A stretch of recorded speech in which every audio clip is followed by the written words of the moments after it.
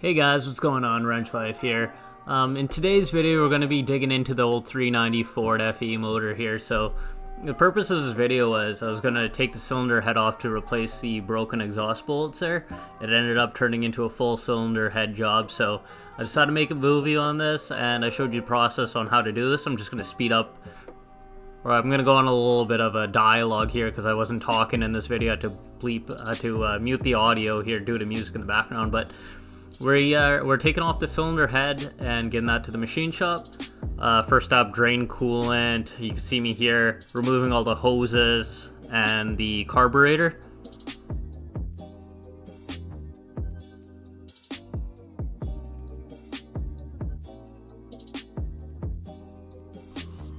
Next step, I noticed there's a lot of dirt and debris and mouse turds on the intake, so I decided to tape up the carburetor flange because the carburetor was off, and then run the air line, just blow everything out, get it nice and clean.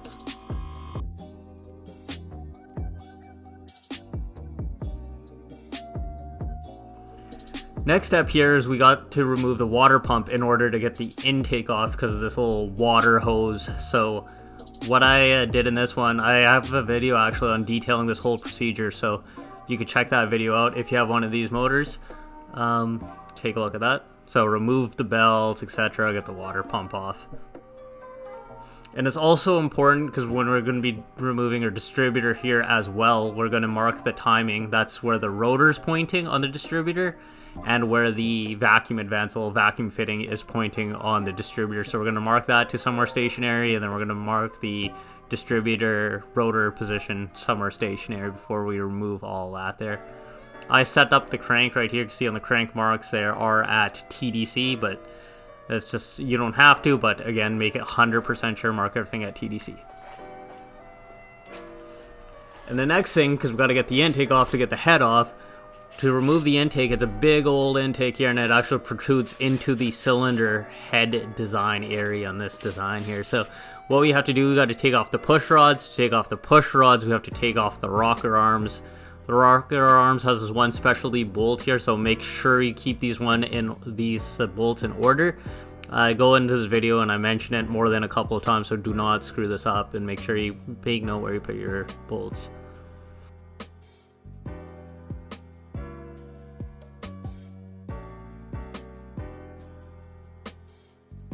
Also, your push rods, you could keep them in order. You don't have to. I like to, so I'll put everything in here. And then I also went ahead and removed the big old heavy intake. It was by myself, but it's about 80 pounds. It's definitely heavy. 2 hands is better than one, but it wasn't too bad. I thought it was going to be worse than what people make it out to be, but make sure you eat your Wheaties in the morning, and it shouldn't give you a problem. Alright, so this is how I organize my bolts. Front to rear, 1, 2, 3, 4, 5, 6, 7, 8, and then I kept the push rods in the same location. You got to make sure, like I was saying, the bolts go in order. Like this one on this side is going to be, it's maybe hard to see in camera, especially with this lens, but it's going to have a taper right here on the shank. That one has to go back in the same place section, so that's flat, flat. This one has a slope to it. This one's flat as well here. So this one's the one with that drainage or feed hole for the oil. You might be able to see it right here on the outer edge, but that one needs a skinnier shank bolt. So even if your bolts, you put them in order, just make sure they go back, because I could see if somebody screwed this up if they did a mid rebuild or something. Or so where the manifold header collector is, the 2 bolt flange, I undid that. Those bolts came loose because I had those apart. They might be sticky. If they break, they break, right? The head bolts I undid with a breaker bar. Now I'm just gonna zip them out. I think there'll be 2 different sizes.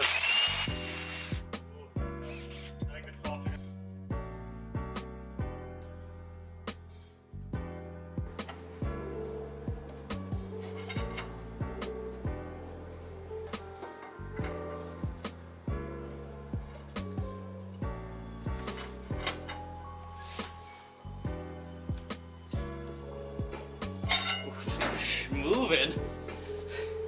Holy shit, broke it loose. Just had to do the same technique, just worked it over evenly. But damn, she took some force to pop off.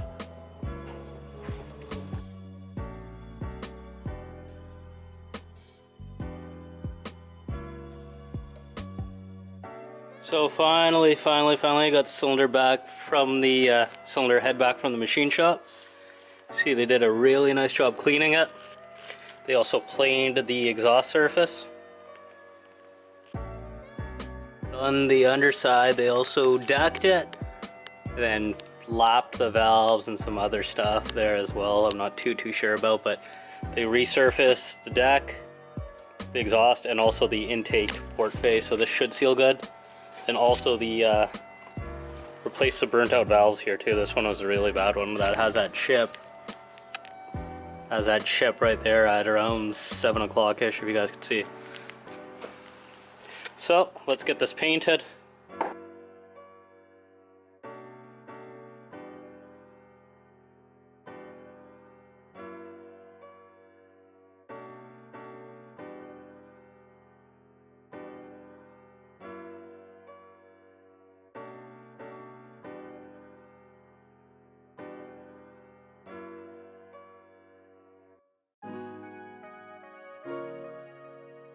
So here I am currently with the head. I got this newer gasket. I'll throw the Velcro part number on the top screen here.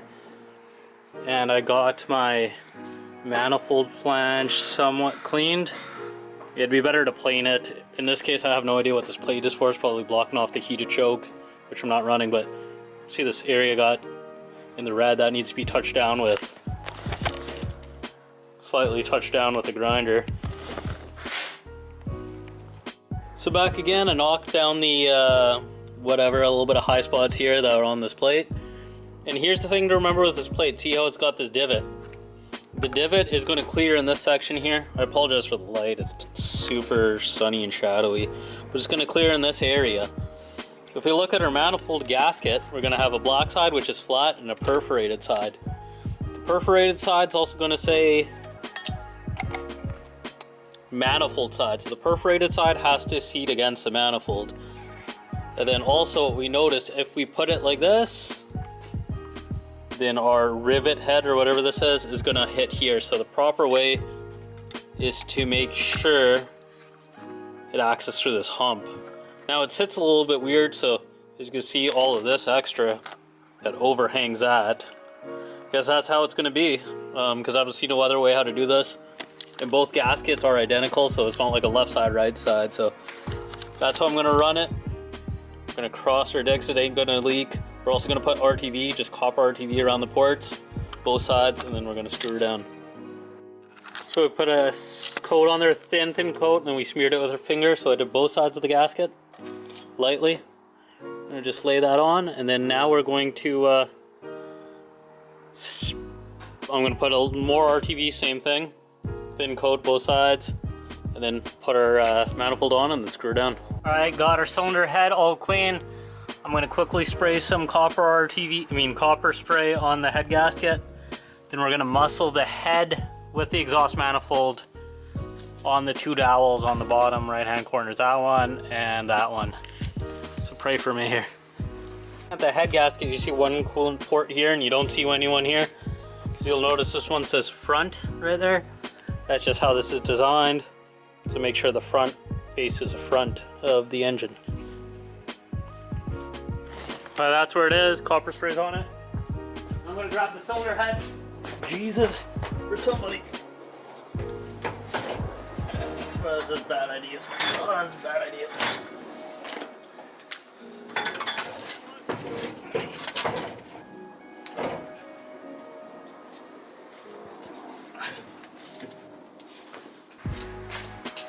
Screwdrivers, improve, adapt, all that stuff, boys.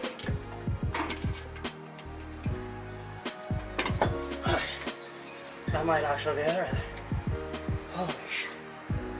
Now we're gonna torque the head, working from the inside out. Hopefully you guys can see that. And then we're gonna do all 10 bolts like that to 90 foot-pounds. We're gonna start off probably a little bit in the middle and go from there.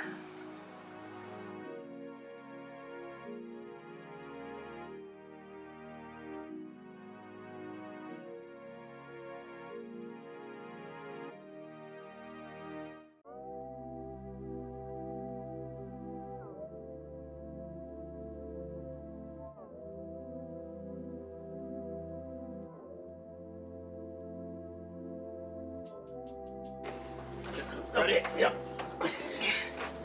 Well, third hand would have been awesome, eh? Yeah. Back. 1 second, just. Yeah.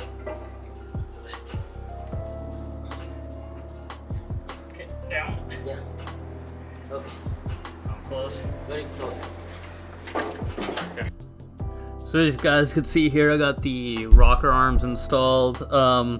What I also noticed is that the intake manifold gasket sits a little tall right here. I'll show you in another clip here, but it sits above the deck where it meets, where the valve cover should meet. So you gotta probably trim that down. I should have beforehand, but trim it down. The worst part about this gasket is that it's a metal line, so you can't just take a razor blade and cut it. So I had to end up filing it and then use a shop vac to clean up the debris so none of that stuff would get into the engine, and it was a bit of a pain to do. So do as I say, not as I do. Trim just the top a little bit off these intake manifold gaskets. When it comes to installing intake, there's a lot of videos on how people do this. I use the 2 gaskets, I glue them down lightly with RTV, and then I put a nice bead of RTV on the front and rear China rails. If you want, just look up a video on how to install an intake on these older vehicles for more details.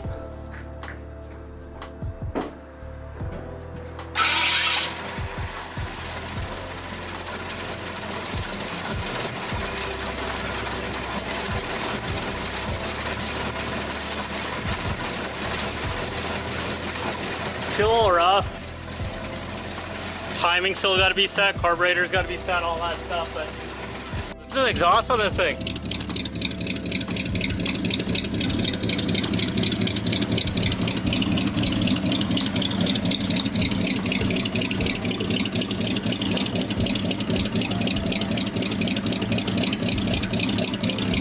Sounds good that we finally fixed that exhaust, that manifold. A lot of the exhaust is actually coming out the rear end now instead of the manifold, so first time I actually heard this thing.